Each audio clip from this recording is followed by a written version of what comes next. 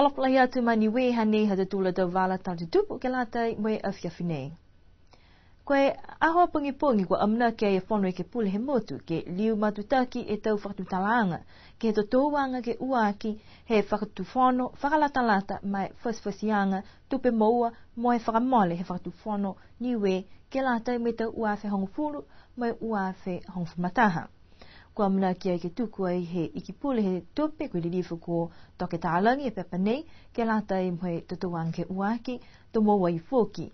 Mai e tau whailanga mai he komisi tupe. Mai amna ki foki ke whakatisi manatu e tau e ke puli kiai. Kai ke kua mawhala e tau whakatutalanga ia ke totouanga ke uaki, to tuku atua i ke totouanga ke tōruaki, to mai kia ke mawai e talianga he laulahi, ke whakamori mai whakangahuai e whaspasianga tupe fō mai tau uafe hongfuru ke he uafe mai hongfumata.